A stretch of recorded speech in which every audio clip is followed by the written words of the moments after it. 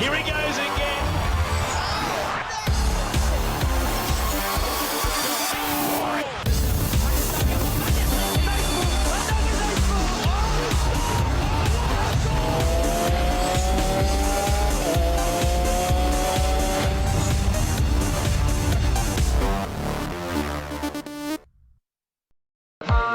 हवा में उठा ले हौसला दिलों का बढ़ा ले।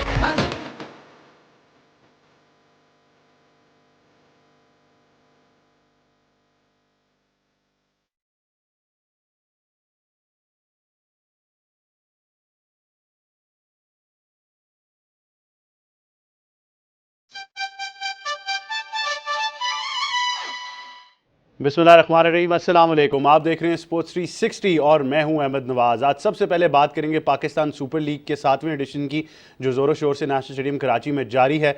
बहुत से सनसनीखेज़ मुकाबले में देखने को मिले, स्पेशली अगर आप कल की बात करें तो बहुत ज़बरदस्त मैचेस थे। बट अगर आज के एक्शन की बात करेंगे तो आज बहुत ही इंटरेस्टिंग इनकाउंटर है, जहाँ पर मुल्तान सुल्तान्स और क्वेटा ग्लैडिएटर्स का मुकाबला होगा। मैच आप 7:30 बजे बराह रास्त PTV स्पोर्ट्स HD यानी हाई डेफिनेशन पर आप देख सकेंगे। बहुत सी इंटरेस्टिंग अभी तक कैंपेन दोनों टीम्स की रही है। मुल्तान सुल्तान्स तो बहुत ही आउटराइट जा रही है अभी तक।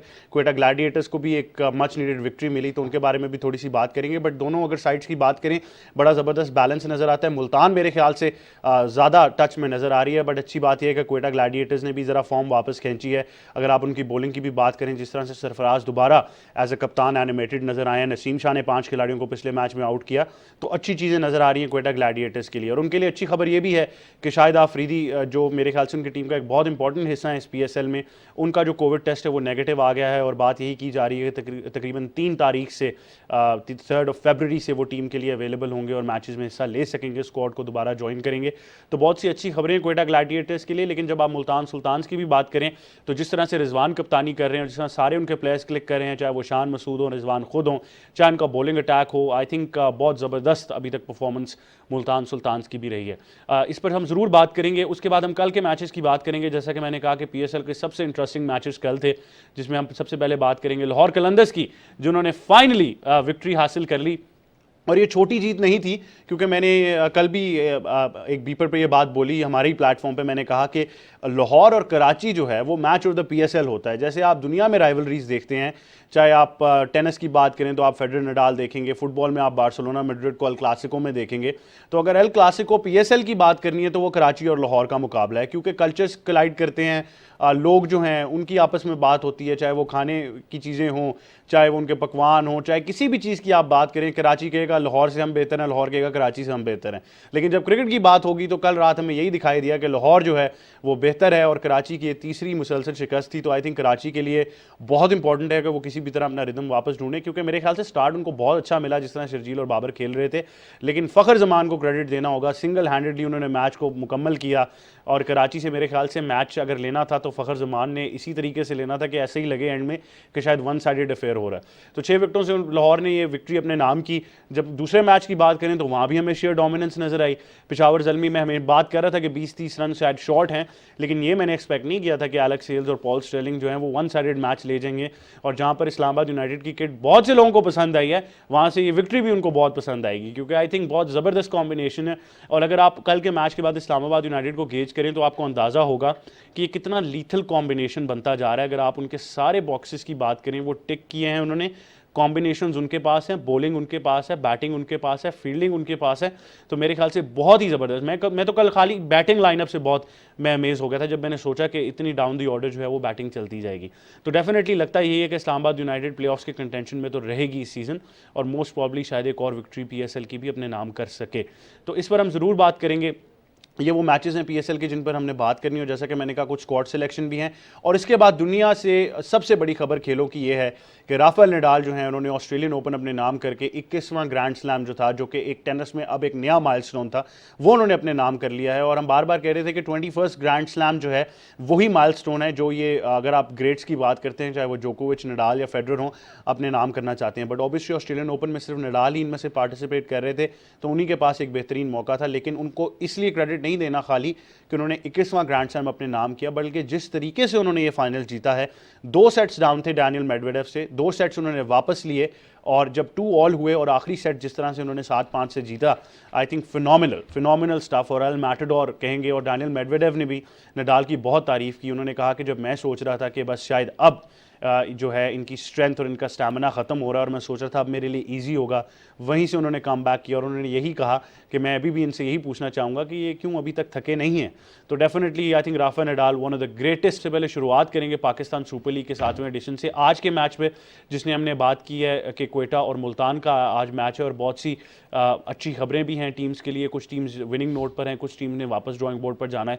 इस सब पर हम बात करेंगे। सबसे पहले हमें ज्वाइन करिए हमारी स्पोर्ट्स एक्सपर्ट हैं, पाकिस्तान की साबिक कप्तान है इस वक्त, तो बेचारी वो अपना जो क्वारंटीन या आइसोलेशन पीरियड होता है जिसको आप कहते हैं वो पूरा कर रही हैं, बट हम बहुत बेताब हैं कि इनको हम PSL एक्शन में देखें और इनकी आवाज़ सुन सकें। सना मीर हमें ज्वाइन कर रही हैं। अस्सलाम वालेकुम सना, कैसी हैं आप?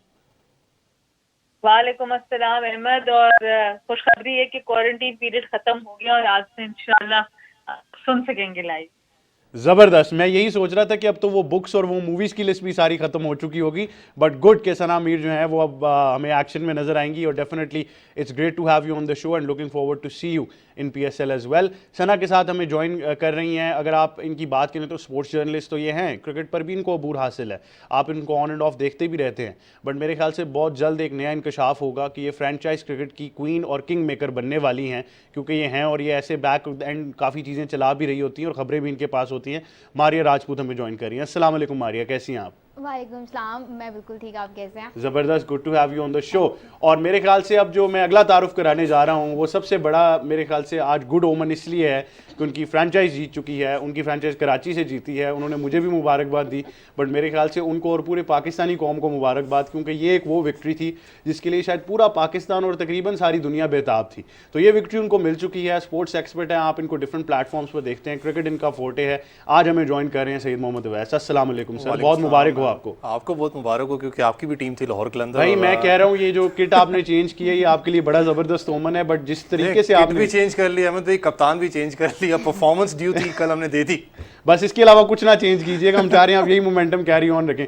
सना मीर, सबसे पहले आपसे भी बात करेंगे, सबसे बात करेंगे, लेकिन एक छोटे से वक्फे के बाद आप देखते रहिए sports 360। Here he goes again.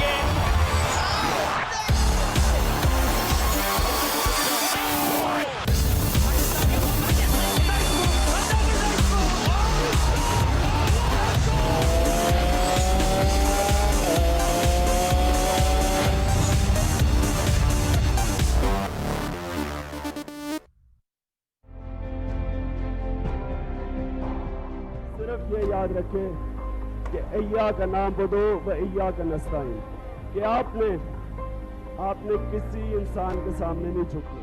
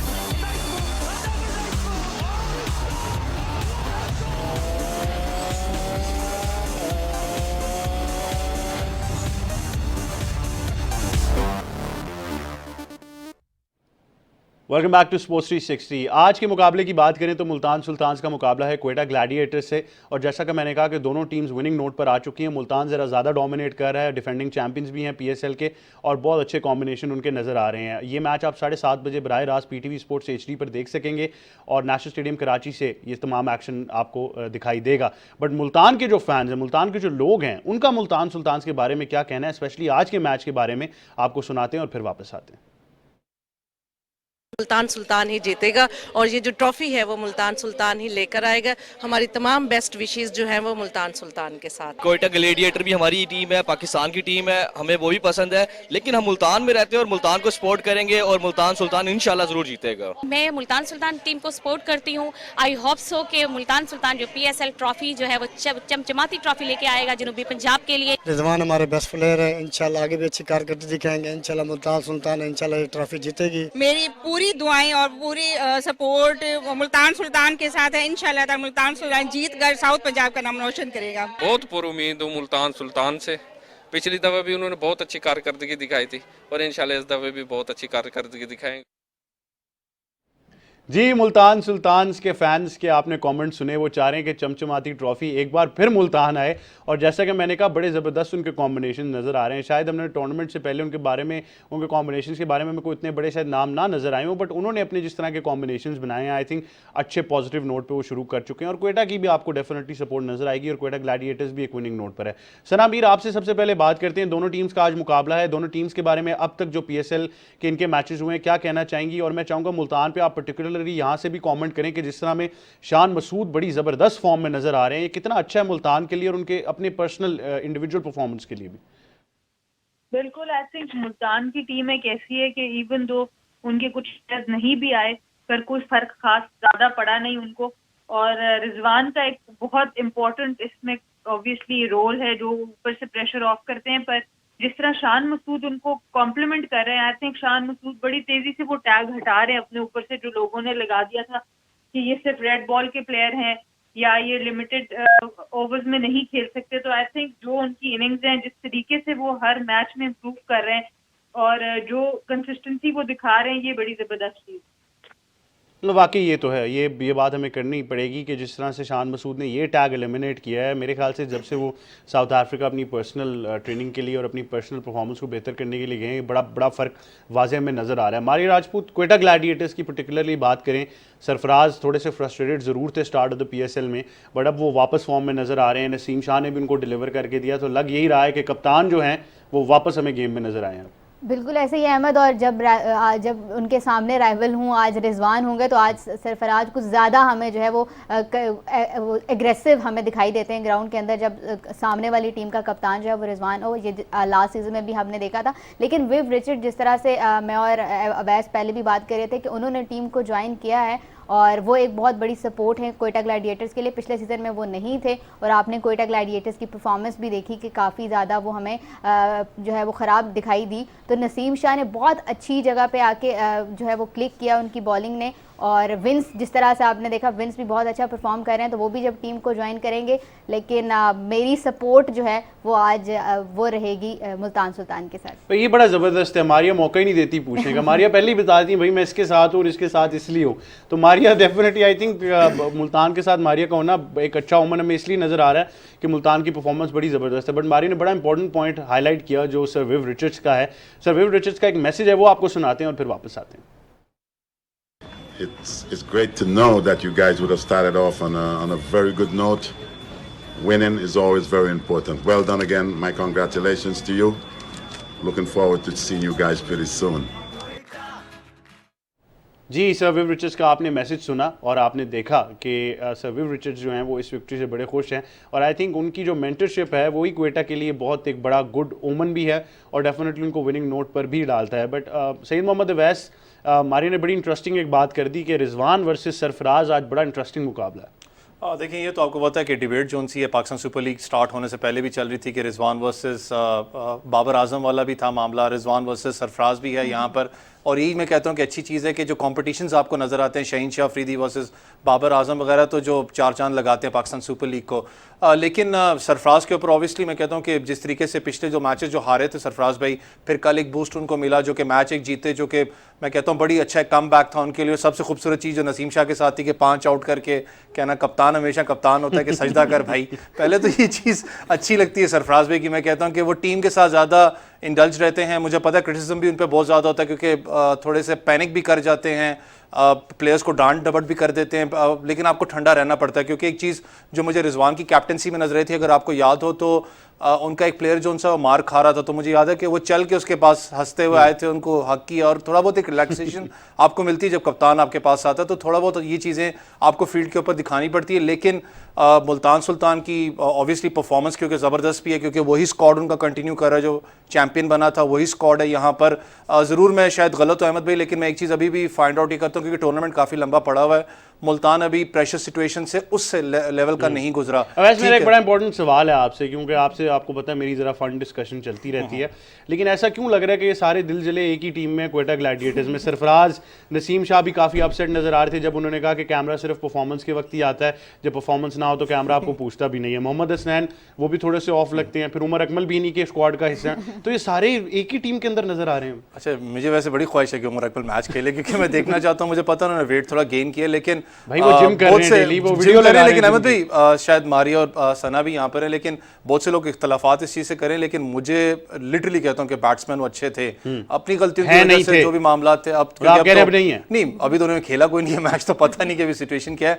लेकिन एक जो मिडिल ऑर्डर के अंदर आपको मैं कहता हूँ जो एक पेस बैटरी की जरूरत होती है बैटिंग के अंदर, उसके अंदर वो चीज़ मौजूद थी। अनफॉर्चुनेटली जो मामला हुए जिसकी वजह से टीम से बाहर हुए, लेकिन सबसे बड़ी जो प्लस पॉइंट है मैं कहता हूँ वेव रिचर्ड का है वापस आना, क्योंकि आपको याद हो कि जहां पर इनका मोराल डाउन होता था पिछले पाकिस्तान सुपर लीग में, आप देखें तो वेवन का बड़ा एक मैं कहता हूँ किरदार था, रोल प्ले था। आपको याद है वो डग आउट के अंदर अपना जंप करना जब कोई आउट करता है या स्कोर करता है। सरफराज को बड़ा मैं कहता हूँ इस चीज़ में हेल्प आउट होगा वेवन के आने से।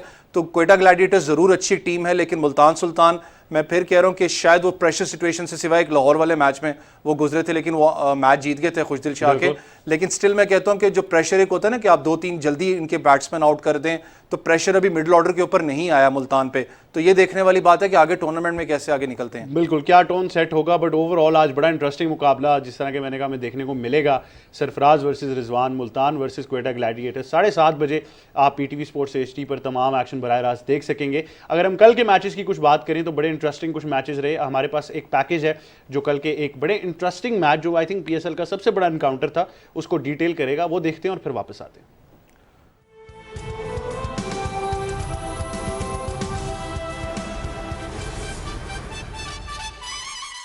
कराची में खेले गए मैच में लाहौर कलंदर्स ने टॉस जीतकर फील्डिंग का फैसला किया।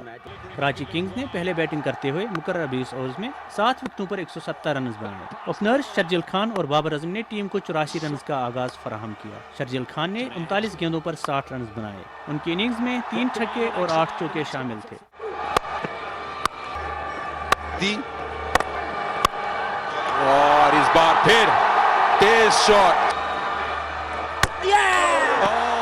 कप्तान बाबर आजम ने 41 रन की इनिंग्स खेली। उन्होंने 5 चौके लगाए।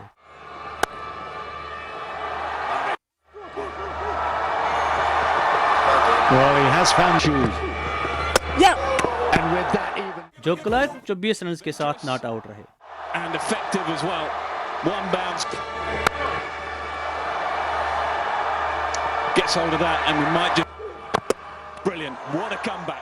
लाहौर कलंदर्स की तरफ से हारिस रऊफ ने 3 विकेटें हासिल की। लाहौर कलंदर्स ने 171 रन का मतलूबा हदफ आखिरी ओवर में 4 विकेटों के नुकसान पर हासिल किया। कलंदर्स ने बैटिंग शुरू की तो अब्दुल्ला शफीक 8 रन बनाकर आउट हुए।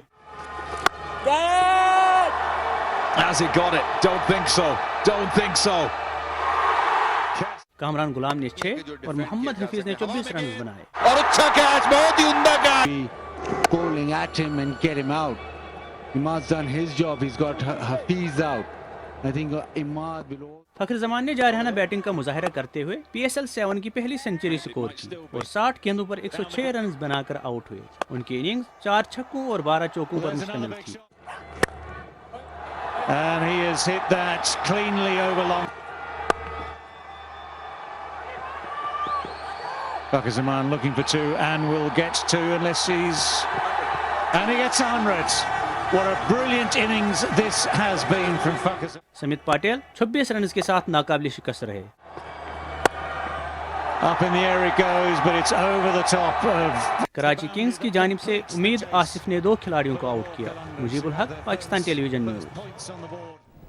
जी, लाहौर कलंदर्स ने डोमिनेट किया कराची किंग्स को और ये मुकाबला अपने नाम किया. फ़खर ज़मान की जारहाना इनिंग्स, उन्होंने अपनी सेंचुरी मुकम्मल की. आई थिंक अगर एक बंदे को आप देख सकते हैं कि जिन्होंने अपनी पावर हिटिंग एबिलिटी वाकई में इंप्रूव की है, गेम अवेयरनेस इंप्रूव की है, क्योंकि ना सिर्फ पावर हिटिंग एबिलिटी बल्कि जिस तरह से उन्होंने बड़े क्रूशल मौक़ों पे सिंगल्स लेकर गेम को एंड तक भी ले जाने की कोशिश की. आई थिंक ये बड़ा एक स्ट्रीट स्मार्ट क्रिकेटर की निशानी होती है और फ़खर ज़मान ने डेफिनेटली इन चीज़ों पर काम किया. लगता ये है कि PSL के टॉप स्कोरर्स में वो डेफिनेटली हो सकते हैं. सना मीर, लाहौर के लिए ये विक्ट्री कितनी इंपॉर्टेंट थी, आप क्या ऐड करना चाहेंगी? और साथ साथ ये भी बताइएगा, जिस तरह मैं कह रहा हूँ कि फ़खर ने जो अपनी पावर हिटिंग एबिलिटी तो इंप्रूव की है, बट गेम अवेयरनेस, जिस तरह उन्होंने इनिंग्स को एक दफ़ा स्ट्रक्चर करना शुरू कर दिया, आप क्या ऐड करना चाहेंगे इस पर? बिल्कुल, आई थिंक ये बहुत इम्पोर्टेंट था. फ़खर ज़मान के टैलेंट के ऊपर हम सब अग्रीड हैं कि बहुत टैलेंटेड हैं, पर उनका मसला शॉट सिलेक्शन का ही आ रहा था कि जब 2-3 बॉल डॉट हो जाते थे तो वो एक ही रिलीज शॉट हुआ करती थी उनकी, जो काउ कॉर्नर और मिड ऑन के ऊपर से वो कभी मिड विकेट की तरफ लगाते थे शॉट. उसकी वजह से वो रीड हो चुके थे और फिर उनको प्रॉब्लम हो रही थी इनिंग्स कंस्ट्रक्ट करने में. कल की इनिंग्स में जो खास बात, उन्होंने हर तरफ क्रिकेट खेली है. स्क्वायर ड्राइव्स बहुत ज़बरदस्त मारी, कवर ड्राइव्स बहुत अच्छी मारी, जो भी टांग पे बॉल मिला उसको बहुत ज़बरदस्त पुल भी किया और फाइन लेग की तरफ भी खेलते रहे. तो ये एक जो आप 360 प्लेयर जब बन जाते हैं तो ऑब्वियसली और मुश्किल हो जाता है राइट और लेफ्ट हैंड कॉम्बिनेशन में भी, बॉलर को भी और कप्तान को भी, कि एक बंदा राइट और लेफ्ट के लिए आप गैप्स कवर करते हैं और उसके बाद फिर अगर प्लेयर फुल 360 खेल सकता हो तो वो और भी ज़्यादा मुश्किल हो जाता है उसके अगेंस्ट प्लान करना. रनिंग बिटवीन द विकेट्स है ही फ़खर की बहुत अच्छी. तो आई थिंक ये ओवरऑल एज ए पैकेज अपने आप को बहुत बेहतर कर लिया है. फील्डर भी बहुत ज़बरदस्त हैं, तो बहुत ही की एक प्लेयर हैं और बड़ी दाद देनी पड़ेगी आपको. हमने देखा कि एक टाइम था कि फ़खर ज़मान बिल्कुल परफॉर्म नहीं कर रहे थे, तो उस वक्त इनको वापस लाया. KP में भी कहीं बाहर भी बैठते थे मैचेस से, फिर खेलते भी थे, पर एक बड़ा अच्छा कमबैक इन्होंने भी किया है. सना, कराची के बारे में आप क्या कहना चाहेंगी? आई थिंक ये तमाम लोग अब ये क्वेश्चन मार्क रेस कर रहे हैं कि जब स्क्वाड सिलेक्शन हो रही थी तो किस क्राइटेरिया पे स्क्वाड सिलेक्शन हो रही थी, क्या कॉम्बिनेशन था? पहले तो हमें सबसे पहले ये चीज़ नज़र आई कि एक भी क्वालिटी स्पिनर अभी तक नहीं नज़र आ रहा. फिर मिडल ऑर्डर्स में प्रॉब्लम है, नबी को तीसरे चौथे पर खिलाकर वो कोशिश कर रहे हैं कि अपनी वीकनेस को कॉम्पनसेट करें. कभी आमिर यामीन को ऊपर कर देते हैं. फास्ट बॉलिंग में भी वो डेप्थ नहीं नज़र आ रही. आमिर वैसी इंजरी की वजह से बाहर हैं. तो आपको क्या लगता है कि squad selection wise Karachi Kings ने कितना लैक किया इस season? I think Romario Shepherd, अगर if I am not wrong, वो उनके भी ना होने से इनको बड़ा फर्क पड़ा है, उनका आखिरी टाइम पे ना आना. और दूसरी बात ये, कासिम अकरम अंडर 19 के लिए गए हुए हैं. फैसल अकरम, कासिम अकरम, वो जब वापस आएंगे तो शायद कॉम्बिनेशन थोड़ा बेहतर नजर आए. लेकिन अभी के लिए ऑब्वियसली इनके लिए प्रॉब्लम्स आ रहे हैं. बाकी टीम्स के अंदर अलग प्रॉब्लम्स हैं कि इस्लामाबाद ने तो इतनी जबरदस्त टीम पिक की है कि अब उनको समझ नहीं आ रहा कॉलन मोनरो को किसकी जगह लेके आए. सो इनके पास बाहर रिप्लेसमेंट्स बड़ी वीक है जो, और इमर्जिंग प्लेयर में भी आई थिंक मोहम्मद ताहा पे भी हमें कॉन्फिडेंस नजर नहीं आ रहा कि ना उनसे कल बॉलिंग कराई गई ना बैटिंग की गई. शुरू में ये कासिम अकरम के साथ भी हुआ था जब वो शुरू में कराची से खेले, पर बाद में जब उनसे बॉलिंग करानी शुरू की बाबर ने तो वो बड़े एक इम्पोर्टेंट हिस्सा बन गए उस टीम का. तो आई थिंक अभी थोड़ा सा टाइम लगेगा. पहली बार कप्तान कह रहे हैं बाबर आजम कराची की, तो थोड़ा सा उनको भी टाइम लगेगा कि टीम की फॉर्मेशन में, बट आई एम श्योर कि ये लोग कमबैक जरूर करेंगे. बिल्कुल. मारिया, आप क्या कहना चाहेंगी? कराची के प्रॉब्लम्स बहुत विजिबल नज़र आ रहे हैं क्योंकि आप बाबर आजम फ़ैन हैं, तो मेरे ख्याल से बड़ा एक डिसअपॉइंटिंग सा फैक्टर चल रहा है कि वो भी फ्रस्ट्रेटेड नज़र आ रहे हैं. अभी तक कराची की रिलायंस यही नज़र आती है कि शर्जील और वो कुछ करें तो करें, उसके बाद बस अल्लाह के आसरे पे. बिल्कुल ऐसे ही. और सबसे इम्पॉर्टेंट बात, अहमद के टॉस भी नहीं जीत रहे. जो टॉस जीत रहे हैं वो मैच जीत रहे हैं, लेकिन बाबर आजम लगातार 3 टॉस जो है वो भी हार चुके हैं. जिस तरह से सना ने बात की कि 3 प्लेयर जो उनके अभी आने हैं और फिर रदरफोर्ड ने जो एंड टाइम पे वो नहीं आए, तो उसके बाद भी काफ़ी ज़्यादा वीक है. और जो आपने बात की कि सिलेक्शन, टीम सिलेक्शन और जो अहमद आमिर जो हम पिछले सीज़न में बात कर रहे थे विकेट नहीं ले रहे या कुछ भी नहीं करे, लेकिन अगर आप वो टीम में नहीं है इंजरी की वजह से, तो अब हमें वाकई में एक कमी महसूस हो रही है कि मोहम्मद आमिर जो है वो बहुत इंपॉर्टेंट हिस्सा हैं कराची किंग्स का। और कराची किंग्स जिस तरह से रिलाई कर रही है बाबर आजम के ऊपर और शर्जील खान के ऊपर, मिडल ऑर्डर उनका बिल्कुल वीक है और 3 मैचेस वो हार चुके हैं और ऊपर से किस्मत भी उनसे नाराज़ है कि वो टॉस भी नहीं जीत रहे। और अभी तक लास्ट सीज़न भी आपने देखा था अहमद कि जो जितने मैचेस भी कराची में हुए थे, अबू धाबी में तो बाद में हुए, तो जितने भी कराची में हुए थे सारे वही टीम जीती थी जिन्होंने टॉस जीता था और जो है वो इजीली चेज हो जाता है, चाहे वो 210 हो 215 हो। तो अब फिर कराची के फैंस को यही दुआ करनी पड़ेगी कि बाबर आजम जो है ना वो टॉस जीत जाएं, तो टॉस जीतेंगे तो मैच टॉस जीतने से यानी किस्मत बदल सकती है। बट मुझे ये ज़रूर पता है कि इन 3 जो मैचेस के बाद अगर आप कराची के डगआउट की बात करें और कंसिडरिंग के वसीम अकरम वहाँ पर हैं, तो मेरे ख्याल से बड़ी ज़बरदस्त गुफ्तगू उस कैंप के अंदर हुई होगी। ये जो लोग वसीम अकरम को जानते हैं उनको पता होगा कि वहाँ पर क्या गुफ्तगू हुई होगी। But Karachi is the centre of all memes अभी तक, और सोशल मीडिया पे एक बड़ी ज़बरदस्त सी आपको नज़र आ रहा होगा कैंपेन चल रही है जहाँ पर लोग बड़ा क्रिटिसाइज़ करें कराची किंग्स को। बट ओवरऑल टूर्नामेंट में भी काफ़ी मैचेस बाकी हैं। सईद मोहम्मद अवैस, लाहौर के लोगों का ये कहना है और लाहौर कलंदर्स की टीम का भी ये कहना है, और मेरे ख्याल से आप भी यही कहेंगे कि कराची की टीम सिलेक्शन सही है कि नहीं है, कराची किंग्स का कॉम्बिनेशन बना हुआ था कि नहीं बना हुआ था, उन्होंने परफॉर्म किया, बॉलिंग है या नहीं है, कोई चीज़ मैटर नहीं करती क्योंकि लाहौर कलंदर्स मैच जीत चुकी है। नहीं यार, मैटर तो करती है, ना करें। लेकिन परफॉर्मेंस तो अच्छी रही है। मैं कहता हूँ कि एक बड़ी टीम है, क्योंकि आपको याद हो जब पाकिस्तान सुपर लीग स्टार्ट हो रही तो अहमद भाई सबसे ज़्यादा जो बात हो रही थी ना इनकी बॉलिंग कॉम्बिनेशन पे हो रही थी कि शहीन अफरीदी हैं, हारिस रऊफ़ हैं, आपके पास अपना अफगानिस्तान के जो स्पिनर है राशिद खान वो मौजूद हैं इस वक्त, और एक यंगस्टर को इन्होंने एक चांस दिया जमान खान को। बड़ी मैं कहता हूँ एक ब्रेव डिसीजन था लाहौर कलंदर का कि आपके पास जब हारिस रऊफ़ मौजूद हैं और आप उनको क्योंकि सेकंड कमांड चेंज पे लेके आ रहे हो, हारिस रऊफ़ को एक्सपीरियंस बॉलर और जमान को आप ओपन करवा रहे हो।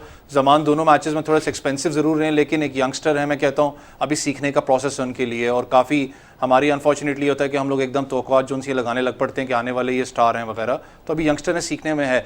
लेकिन जो सबसे बड़ा जो मुझे अभी भी इशू नज़र आता है ना लाहौर कलंदर, ठीक है आप अच्छा परफॉर्म किया, सारा कुछ है, अभी भी इशू नज़र आ रहा है यार।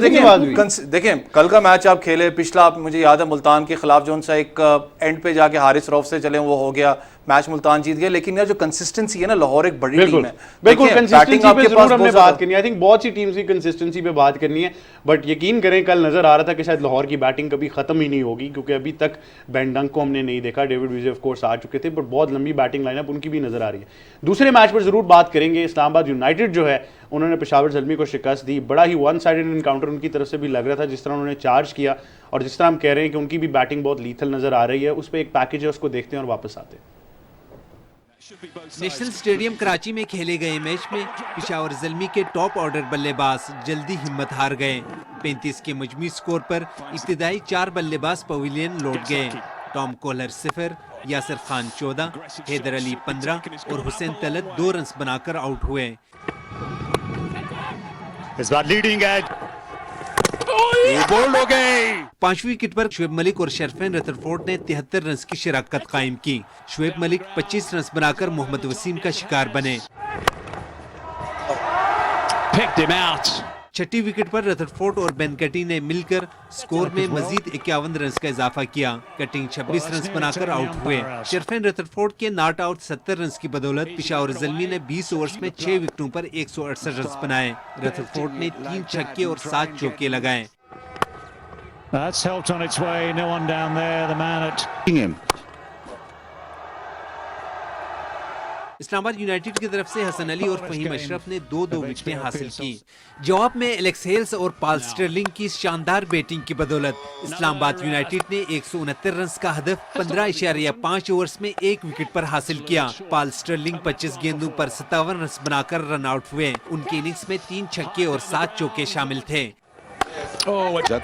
ये अच्छा बॉल, लेकिन उठाकर खेल दिया है, बहुत ही बड़ा छक्का। तेजी से single, direct hit. Paul Stirling सोच रहे थे कि मैं पहुंच जाऊंगा। एलेक्स हेल्स ने 1 छक्का और 13 चौकों की मदद से नाकाबिले शिकस्त 82 रन बनाए। That's going to be 4 more. PSL के मैचेस PTV स्पोर्ट्स HD पर बराह रास्त दिखाए जा रहे हैं। Mohammad Younis, Pakistan television news. जी, इस्लामाबाद यूनाइटेड की विक्ट्री आपने देखी। मारिया राजपूत क्या ऐड करना चाहेंगी इस्लामाबाद यूनाइटेड के बारे में?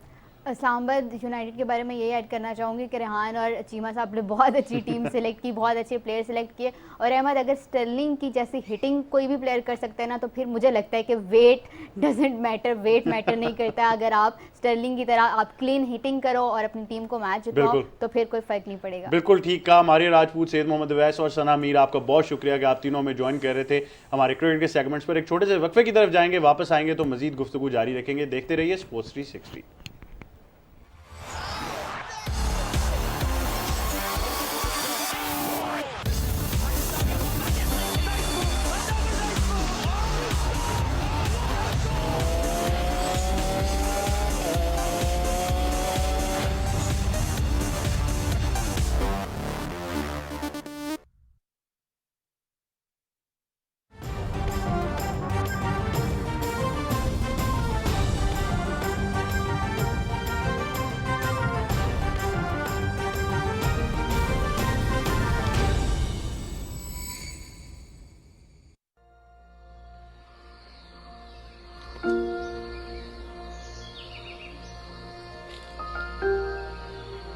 फिफ्टी मीटर से भी कम फासले पे मैंने उसको बोलते हुए सुना।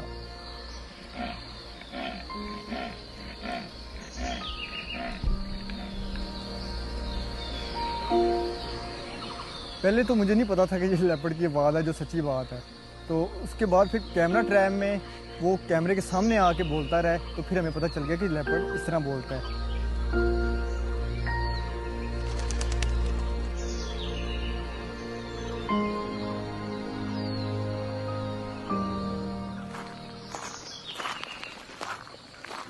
मेरा नाम असद हयात है और मैं इधर Islamabad wildlife management board में as a wildlife guard काम कर रहा हूँ।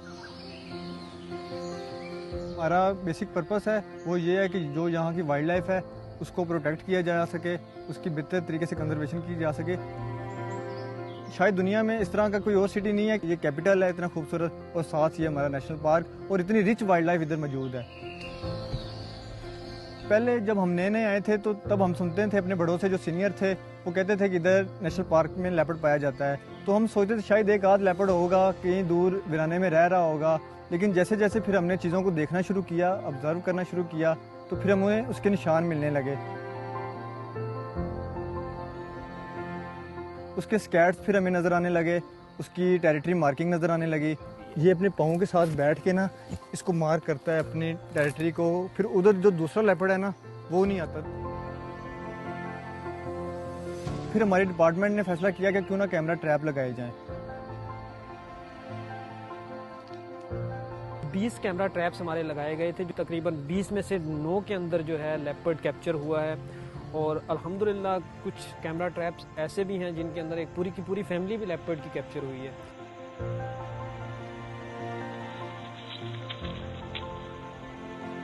लेपर्ड एक बड़ा खूबसूरत जानवर है। वो खुद भी एक शाय एनिमल है, इंसान को तंग नहीं करता। एक इकोसिस्टम में या किसी हैबिटेट में लेपर्ड का होना, ये एक हेल्दी इकोसिस्टम की निशानी है।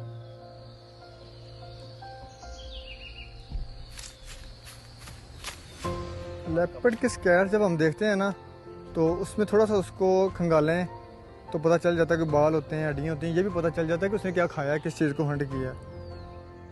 वो पार्कुपाइन की पॉपुलेशन को कंट्रोल कर रहा है, वो बार्किंग डियर की पॉपुलेशन को कंट्रोल कर रहा है। इस नेशनल पार्क के अंदर 38 मैमल्स की स्पीशीज़ हैं, तो वो इन 38 स्पीशीज़ के ऊपर जो है वो एक टॉप प्रीडेटर है।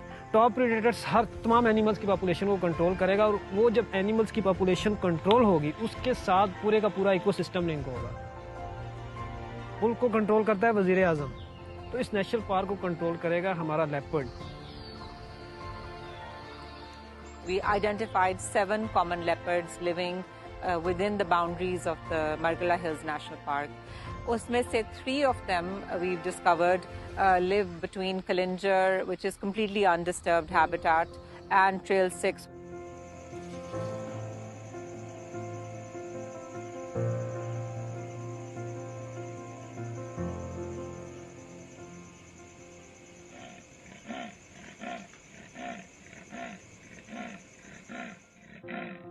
ये जगह बंद है। बाकी ट्रेल 5 है, उधर मरगला रोड पे ट्रेल 3 है, वो भी इसी तरह का ट्रैक है। आप जंगल में जा सकते हो, वॉक कर सकते हो। तो लेकिन ये बंद है, इधर आप नहीं जा सकते। जब से यहाँ पे तेंदुए करीब रह रहे हैं तब से फिर हमने इसको बंद कर दिया ताकि जो वाइल्ड लाइफ है, जंगली हयात, उनको भी पूरा मौका मिले, वो भी आज़ादी के साथ रहें। Given the results of the camera trap study, we hope to declare a certain section of the park as a leopard preserve, and that will be the core zone of the park, which is already off limits to the public. Here he goes again.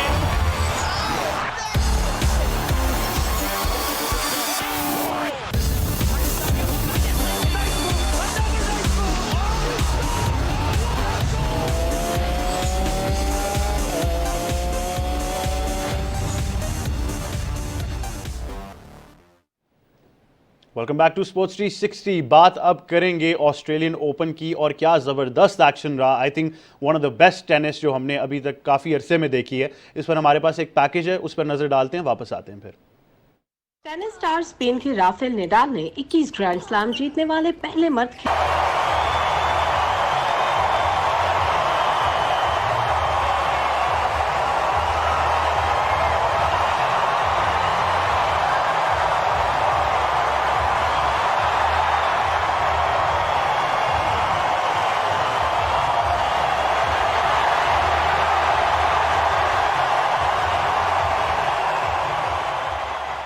Serbia के Novak जोकोविच और Switzerland के Roger Federer 20 मरतबा grand slam title जीत चुके हैं।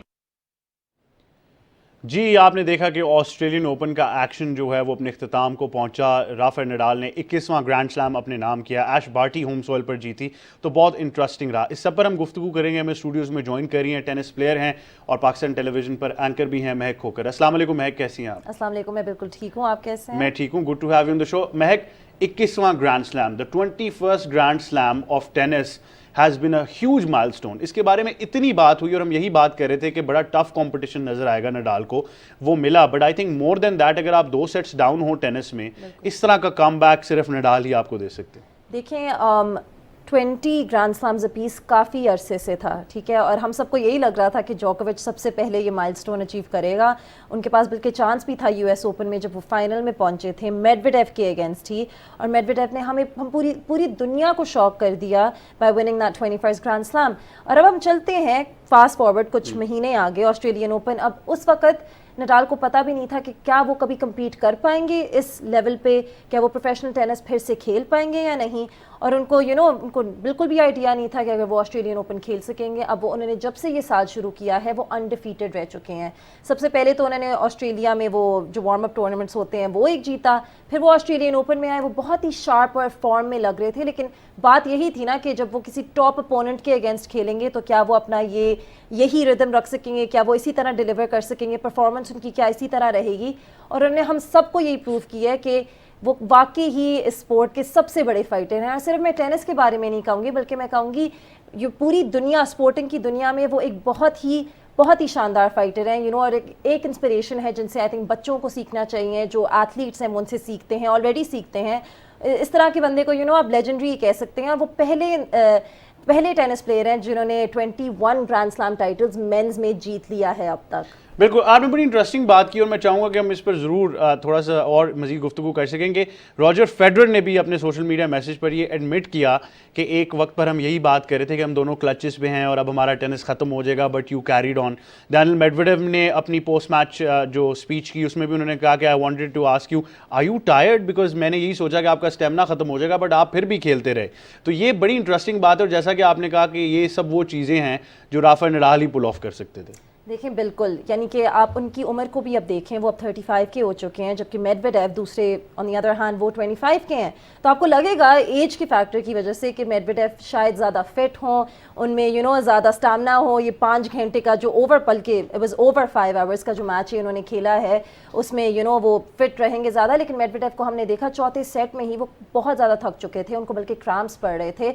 और हम Nadal को दूसरी साइड पे देखते हैं जिन्होंने पहले 2 सेट्स हार लिए हैं और सेकंड सेट पे में भी वो 4-2 अप थे, वहाँ से भी वो जीत रहे थे सेकंड सेट और वहाँ से हार गए। अब आप सोचें मेंटली जो एक एथलीट होता है, मैं आपको अपने एक्सपीरियंस से भी बता रही हूँ कि मेंटली एक जो एथलीट होता है वो 2 सेट्स बाद कितना डाउन फील करता है जब उनको एक लीड हो और वो वहाँ से हार जाए और उनको पता हो कि अच्छा अब मुझे 3 और सेट जीतने हैं और मैं एक और सेट भी नहीं हार सकता। तो वो जितना प्रेशर होता है आपके ऊपर और जो आपके अंदर स्पिरिट होनी होती है फाइटिंग की, मुझे लगता है कि just somebody like Rafael Nadal can pull that off. उन्होंने कभी भी पहले अपनी ज़िंदगी में फाइनल ग्रैंड स्लैम का कभी नहीं जीता 2 सेट्स हारने के बाद, और पिछली दफ़ा उन्होंने विंबलडन में आई थिंक ये होगा कोई 2007 या 2009 में उन्होंने 4th राउंड में मिकाइल यूजनी को 2 सेट्स हारने के बाद वो जीते थे और वो फाइनल नहीं था, वो it was one of the other round matches Wimbledon में। तो आप सोचें कि जब वाकई मैटर करता था उन्होंने डिलीवर किया है और इतने अरसे बाद वो आके कम्पीट कर रहे थे, खेल रहे थे, उन्होंने ही गेव इट रिजॉल्व। यानी कि I am just in I'm at a loss for words, मुझे समझ नहीं आती कि मैं इसको क्या कह सकूं, you know, आई थिंक किसी को भी ये समझ नहीं आई, क्योंकि दुनिया में अगर आप जितने भी स्पोर्ट्समैन देखेंगे काफ़ी ऐसे लोग थे जिन्होंने नडाल की रेजिलियंस की तारीफ़ की। 21वां ग्रैंड स्लैम उन्होंने अपने नाम किया, टेनिस हिस्ट्री वो बना चुके हैं। वो ख़ुद भी उनकी पोस्ट मैच स्पीच में हमने देखा वो बड़े इमोशनल ज़रूर थे, जिस तरह से उन्होंने मैच जीतने के बाद वो अपनी टीम के पास गए अपने। I think it speaks volumes के नडाल जो हैं वो कितना ज़्यादा इस गेम को अपने दिल से खेलते हैं और कितना इंटरेस्ट इसमें लेते हैं। बट मैं ये चाहूँगा कि आप हमें आखिर में ये भी बताइए कि डैनियल मेडवेडेव का आप क्या फ्यूचर देख रही हैं, क्योंकि आई थिंक अगर हम नेक्स्ट जेन टेनिस प्लेयर्स की बात करें तो उनका काफ़ी ज़्यादा हमें रोल नज़र आता है उसमें। मैं डेफिनेटली आपसे यही कहूँगी कि वो सबसे स्ट्रॉन्गेस्ट कंटेंडर है नेक्स्ट जनरेशन प्लेयर्स में, और ये उन्होंने हमें दिखाया हुआ है US ओपन में भी। पिछली दफ़ा भी जब राफेल नडाल US ओपन 2019 में जीते थे, हमने देखा था कि उस वक्त डैनियल मेडवेडेव ने पहले 2 सेट्स हारे थे और वहाँ से उन्होंने 2 सेट सॉल्व कर दिया था और फिर नडाल विक्टोरियस थे। लेकिन अभी भी आप देखें जब नोवाक जोकोविच के पास मौका था इस पिछले साल US ओपन में अपना 21st ग्रैंड स्लैम फाइनल जीतने का, इतने प्रेशर में उन्होंने आके अनबिलीवेबल एक अपसेट कर दिया था। यू नो, टेनिस की दुनिया में कोई ये एक्सपेक्ट नहीं कर रहा था कि नोवाक जोकोविच उनसे हार जाएंगे, और डैनियल मेडवेडेव ने जिस तरह उनसे स्ट्रेट सेट्स में जीता, इट वाज एब्सोल्युटली अनबिलीवेबल। तो मैं आपको यही कहूंगी कि honestly for me I think कि जो मेडवेडेव है he is gonna be a multiple grand slam winner. You know, वो ऑलरेडी एक बहुत ही अच्छे चैंपियन है। उनकी जो गेम है वो जिस तरह खेलते हैं, हर बॉल पे पहुंचते हैं, उनके पास हाइट है सर्व की, उनकी सर्व स्ट्रॉन्ग है, उनके स्ट्रोक स्ट्रॉन्ग है, उनकी कंसिस्टेंसी भी है स्ट्रोक्स के साथ में यू नो उनकी मूवमेंट इवन दो वो काफ़ी ही tall you know tennis player है, लेकिन फिर भी वो हर बॉल पे पहुंचते हैं। तो मैं डेफिनेटली कहूँगी अभी भी उनके पास एज है, you know, and he still got more time कि वो अपना एक्सपीरियंस और गेन कर सकें, लेकिन वो ऑलरेडी एक मैच्योर एक्सपीरियंस प्लेयर की तरह खेलते हैं। तो मैं डेफिनेटली कहूँगी कि उनके लिए अभी भी बहुत ज़्यादा ग्रैंड स्लैम्स रहते हैं। बिल्कुल सही कहा महक कोकर, बहुत शुक्रिया कि आप हमें ज्वाइन करी थी स्पोर्ट्स 360 पर। जी, आपने सुना महक ने क्या कहा ऑस्ट्रेलियन ओपन के बारे में, और डेफिनेटली जिस तरह से नडाल ने इसको डोमिनेट किया है, it will all be about Rafael Nadal. इसके बाद जाने से पहले आपसे बड़ी एक इंटरेस्टिंग बात करनी है। आपसे तो डेफिनेटली मुलाकात कल एक बार फिर होगी और मेरी और तमाम टीम की तरफ से अल्लाह हाफ़िज़ ज़रूर है, बट आपको ये ज़रूर बताते जाएँ कि विंटर ओलंपिक्स जो हैं उनकी तैयारियाँ बीजिंग में पुरजोर तरीके से जारी हैं। बट हमने देखा कि स्पोर्ट्स में अब इनोवेशन आ रही है। It's about artificial intelligence, technology है, नया दौर है, IT की नई चीज़ें हैं जो सामने आ रही हैं और पूरी दुनिया जो है वो अब इवॉल्व कर रही है जब आप बात करते हैं स्पोर्ट्स प्रोडक्शन की। लेकिन बीजिंग विंटर ओलंपिक्स में क्या वो जदीद टेक्नोलॉजी है और क्या चीज़ें हैं जो यूज़ की जा रही हैं स्पोर्ट्स प्रोडक्शन के लिए, इन सब पर हम ज़रूर नज़र डालेंगे। ज़ुबैर बशीर हमारे नुमाइंदा हैं जो हमें बीजिंग से अपडेट कर रहे हैं कि कौन सी ऐसी नई टेक्नोलॉजी है जो स्पोर्ट्स प्रोडक्शन के लिए बीजिंग विंटर ओलंपिक्स में जो है वो इस्तेमाल की जाएगी, और क्या हम देखने वाले हैं विंटर ओलंपिक्स की प्रोडक्शन में जो बीजिंग से, चाइना से हमें नजर आएगी। ज़ुबैर बशीर हमें अपडेट कर रहे हैं बीजिंग से, एक रिपोर्ट को देखेंगे। मेरी और तमाम टीम की तरफ से अल्लाह हाफ़िज़। चाइना ने हाई स्पीड ट्रेन पर दुनिया के पहले 5G लाइव स्ट्रीमिंग स्टूडियो के साथ दुनिया को दंग कर दिया है और आलमी मीडिया को नशरियात की एक नई जहत से मुतारिफ करवाया है। CMG ने अभी हाल ही में चीन के दारुल हुकूमत बीजिंग को सरमाई ओलंपिक्स 2022 के मेजबान शहर चंगचाखू से मिलाने वाली हाई स्पीड रेलवे लाइन पर अपने नए जदीद तरीन लाइव स्ट्रीमिंग स्टूडियो की नुकाब कुशाई की, जो जदीद टेक्नोलॉजी के मुतअद्दिद शोबाजात में मुल्क की बरतरी का उम्दा मजहर है। 350 किलोमीटर फी घंटा की रफ्तार से चलने वाली बुलेट ट्रेन से अल्ट्रा हाई डेफिनेशन वीडियो को लाइव स्ट्रीम करना किसी भी तौर पर आसान काम नहीं, मगर चाइना मीडिया ग्रुप ने इस मुश्किल चैलेंज को कबूल करते हुए नामुमकिन को मुमकिन कर दिखाया। ये स्टूडियो हाई स्पीड ट्रेन से ultra high definition TV live broadcasting के लिए 5G, 4K, 8K और आर्टिफिशियल इंटेलिजेंस टेक्नोलॉजीज की नई एप्लीकेशन से आरास्ता है। दूसरी जानिब ये पेशरफ्त 5G, ultra high definition display और हाई स्पीड ट्रेन नेटवर्क्स में चीन की तकनीकी महारत का बेहतरीन मजहर है। इस मंसूबे को अमली जामा पहनाने के लिए चाइना मीडिया ग्रुप को China railway Beijing group, China Unicom और चाइना मोबाइल का ताउन हासिल रहा, जिन्होंने हाई स्पीड ट्रेन में काबिल एतमाद और लचकदार 5G सिग्नल्स को बरकरार रखने के लिए तमाम वसाइल को यकजा किया और 5G सहूलियात नस्ब की। सरमाई गेम्स की कवरेज पर मामूर सहाफ़ी मुस्तहकम और तेज़ रफ्तार 4K ट्रांसमिशन के साथ किसी भी मुकाम से मेहमानों से बात करने के लिए वर्चुअल टेक्नोलॉजीज़ का इस्तेमाल कर सकते हैं।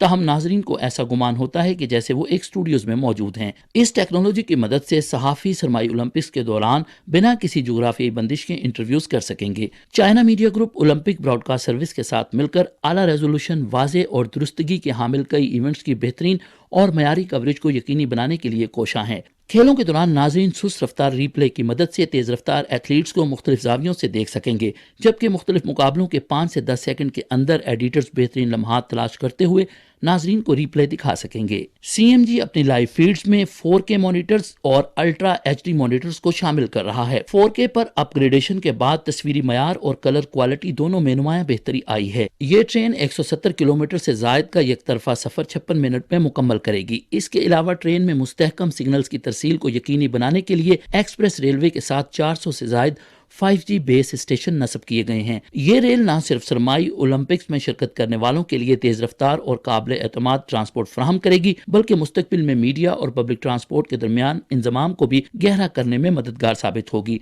इसके अलावा ये टीवी प्रोग्रामों और मोबाइल ऐप्स के लिए वर्चुअल प्रोडक्शन और मल्टी पार्टी कनेक्शन सर्विस फराहम करने की सलाहियत भी रखती है। यहाँ ये बात काबिल जिक्र है कि ट्रेन में सफर के दौरान किसी भी किस्म के प्रोग्राम को 5G नेटवर्क के जरिए तमाम न्यूज स्टूडियोज और डिजिटल प्लेटफॉर्म्स पर रियल टाइम में मुंतकिल किया जा सकता है। मुतअद्दिद टीवी चैनल्स और चाइना मीडिया ग्रुप के न्यू मीडिया प्लेटफॉर्म 4 फरवरी से शुरू होने वाली सरमाई खेलों के दौरान वर्चुअल इंटरव्यूज और लाइव स्ट्रीमिंग के लिए इस हाई स्पीड ट्रेन स्टूडियो का इस्तेमाल कर सकेंगे और दुनिया भर के नाजरीन बीजिंग सरमाई ओलंपिक्स की आला मेयारी कवरेज से महजूज हो सकेंगे। Zubair Bashir, Pakistan television news, Beijing.